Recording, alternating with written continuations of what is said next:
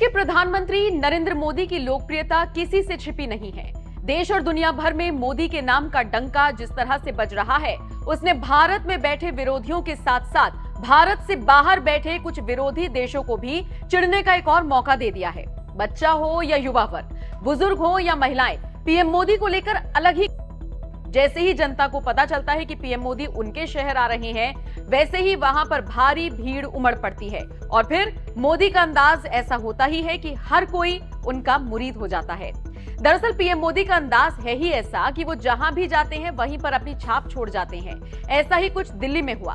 दरअसल शुक्रवार को दिल्ली यूनिवर्सिटी के 100 साल पूरे होने की खुशी में आयोजित हुए कार्यक्रम में शिरकत करते हुए पीएम मोदी नजर आए। दिल्ली यूनिवर्सिटी में तो पीएम ने धाकड़ संबोधन दिया ही, लेकिन उससे पहले दिल्ली मेट्रो में वो जिस तरह से ट्रैवल करते हुए नजर आए, उसने भी सबका ध्यान अपनी तरफ खींचा। गले में गमछा डाले देसी लुक में पीएम मोदी यात्रियों से मुखातिब होते हुए नजर आए। इसी दौरान की कुछ तस्वीरें और वीडियो सोशल मीडिया पर वायरल हो रही हैं। ऐसे में एक वीडियो में पीएम मोदी के बराबर में बैठी लड़की ने सबका ध्यान अपनी तरफ खींचा है। सोशल मीडिया पर वायरल हो रही तस्वीर और वीडियो में पीएम मोदी के बराबर में बैठी ये लड़की पीच कलर के सूट में दिखाई दी।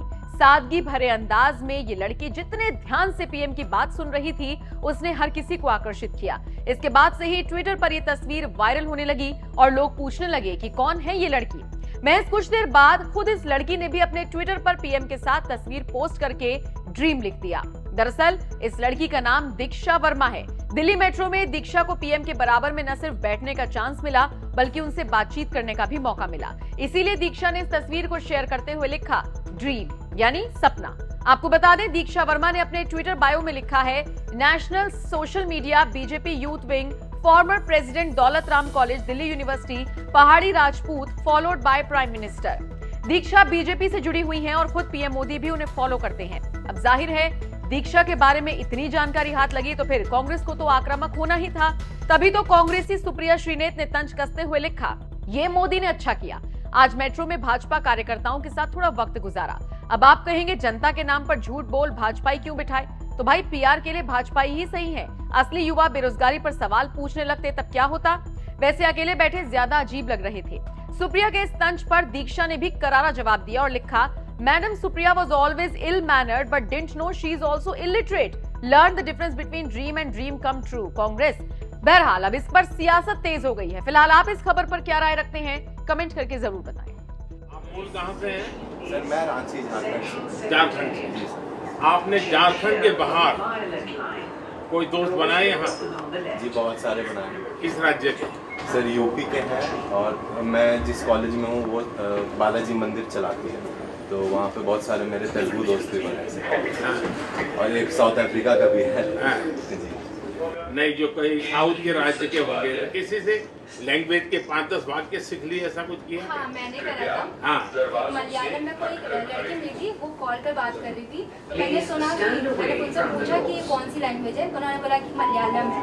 तो उन्होंने फिर मैंने उनसे और पूछा कि मलयालम में कुछ बताइए मुझे कि मैं किसी से हेलो बोलूँ या किसी से बात करूँ।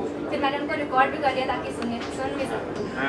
मैंने हिंदी सिखाई है। हिंदी? हमारे कॉलेज में मणिपुर से बच्चे आते हैं, तो उनको बहुत इंटरेस्ट था, तो हमने उन्हें हिंदी सिखाई। आपने सिखाई? और मैंने ऐसे भी सिखाई। और एक दोस्त आपने ऐसे भी सिखाई। असमिया सिखाया लोगों को? और मैं पहाड़ी हूँ, तो मैंने पहाड़ी में बताया है। अरे कहाँ से हैं? उत्तराखंड से। उत्तराखंड में कहाँ से? मेरा गाँव से पिथौरागढ़ है। उत्तराखंड। एक हमारा वहाँ फिर धारचूला जाते हैं? हाँ, हाँ, टनकपुर मैं कभी धारचूला में रहा हूँ। अच्छा दोस्तों, बताइए कुछ, आप क्या कहना चाहेंगे? परीक्षा पे चर्चा भी है, मतलब देखने का आपको सब पता कॉलेज में आके परीक्षा पर चर्चा का फायदा लिया है? सर कैसे स्ट्रेस से डील कर लेते हैं? स्ट्रेस से अपने ऐसे डील कर लेते हैं। ऐसा है कि अगर आप किसी चीज से बहुत अटैच हो जाते हैं तब तनाव की शुरुआत होती है, लेकिन आप डिटैच रहते हैं और एक कर्तव्य भाव से काम करते हैं तो तनाव की गुंजाइश बहुत कम हो जाती है। नहीं होता ऐसा, नहीं, कम हो जाती है। और इसलिए कोशिश करनी चाहिए। डिटैचमेंट कैसे आए स्वभाव में बड़ा कठिन काम है, लेकिन और वो आपको संतुलित रखता है। सर विश्व में जो बढ़ता आपका वर्चस्व है सर, उसके पीछे क्या राज है? उसका कारण आप लोग हैं। धन्यवाद। इस देश के लोगों का विश्वास हो गया है कि भारत के युवाओं के पास टैलेंट है और वो दुनिया के काम आ सकती है, ये विश्वास बन गया है।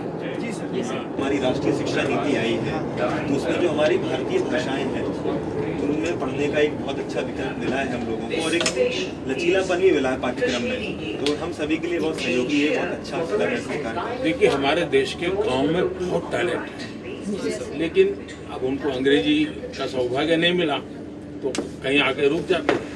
अब देखिए, स्पोर्ट्स में हमारे बच्चे आगे आ रहे हैं, तो हमारे लोगों ने शुरू में मजाक उड़ाई, उनसे अंग्रेजी में पूछ रहे हैं।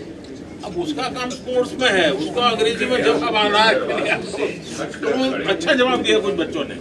और आपने देखा होगा गांव के बच्चे स्पोर्ट्स में काम कर आगे। लैंग्वेज हमारे यहाँ बैरियर नहीं बननी चाहिए। अच्छा, आप में से कभी किसी ने प्रयोग किया है कि एक भी रुपया कैश जेब में लिए बिना ये सर हमने किया है। 7 दिन तक ये सर किया है। कैश को हाथ में लगाए, ऐसा किया प्रयोग? ये सर किया है।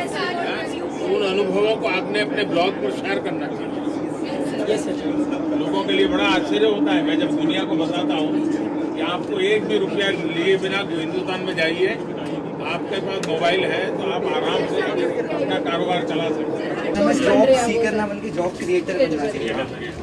ये सर सही मैं बात आपको उसके लिए थैंक यू बोलना चाहूँगा जो आपने 2016 में RPDWD एक्ट लाए PWD के लिए, क्योंकि इससे पहले जो था 1995 तक था, बट वो इतना इम्प्लीमेंटेशन नहीं था। उसके बाद जो गवर्नमेंट आई उसके बारे में, बट मैं स्पेशली थैंक आपको ऑन द बिहाफ ऑफ जितने PWD कैंडिडेट्स हैं, क्योंकि सर मैं आज उसी बदौलत, उसी पॉलिसी के बदौलत आज मैं ड्यूटी पढ़ रहा हूँ। प्रिंसिपल है, उन्होंने भी आपको याद किया है, वो खुद मैम क्या कहते हैं हर जगह ग्रीनरी फैलाने की बात करती है। आपको मालूम है मैंने एक मिशन लाइफ लॉन्च किया है, तो मिशन लाइफ की तरफ लोगों को जोड़ना चाहिए और pro planet people P3 movement ऐसा एक समूह बनाना चाहिए।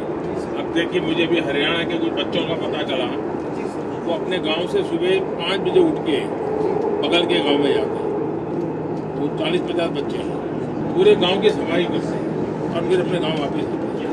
तो उन्होंने पूरे गांव, हर गांव को प्रेरणा दी है कि भाई सफाई होनी चाहिए, कर रहे हैं लोग। स्वच्छता बहुत बड़ा काम है। अब जैसे 2025 तक हमें टीबी से भारत को मुक्त करना है, अब किया जा सकता है। सिर्फ टीबी के पेशेंट को हमने गोद लेना है, सरकार दवाई देती है, वो दवाई उसको पहुंचानी है, 6 महीने तक उसको खाने के कुछ नियम है, उसको पालन करना है, 6 महीने में चला जाता है। तो उसको हम बहुत बड़ी मदद, अगर देश के नौजवान तय करें कि हमें टीबी मुक्त भारत बनाने में योगदान। राष्ट्रीय शिक्षा नीति आई है तो उसमें जो हमारी भारतीय भाषाएं हैं उनमें पढ़ने का एक बहुत अच्छा विकल्प मिला है हम लोगों को और एक लचीलापन भी मिला है पाठ्यक्रम में, तो हम सभी के लिए बहुत सहयोगी है, बहुत अच्छा कदम है सरकार। देखिए, हमारे देश के गांव में बहुत टैलेंट है, लेकिन अब उनको अंग्रेजी का सौभाग्य नहीं मिला तो कहीं आके रुक जाते हैं। अब देखिए, स्पोर्ट्स में हमारे बच्चे आगे आ रहे हैं, तो हमारे लोगों ने शुरू में मजाक उड़ाई, उनसे अंग्रेजी में पूछ रहे हैं। अब उसका काम स्पोर्ट्स में है, उसका अंग्रेजी में जवाब आ रहा है, तो अच्छा जवाब दिया कुछ बच्चों ने। और आपने देखा होगा गांव के बच्चे स्पोर्ट्स में काम कर आगे। लैंग्वेज हमारे यहाँ बैरियर नहीं बननी चाहिए। अच्छा, आप में से कभी किसी ने प्रयोग किया है कि एक भी रुपया कैश जेब में लिए बिना ये सर हमने किया है। 7 दिन तक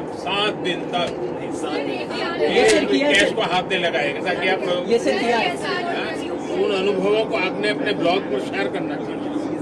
ये सर लोगों के लिए बड़ा आश्चर्य होता है, मैं जब दुनिया को बताता हूँ कि आपको एक भी रुपया लिए बिना हिंदुस्तान में जाइए, आपके पास मोबाइल है तो आप आराम से अपना कारोबार चला सकते हैं। उसका कारण आप लोग हैं।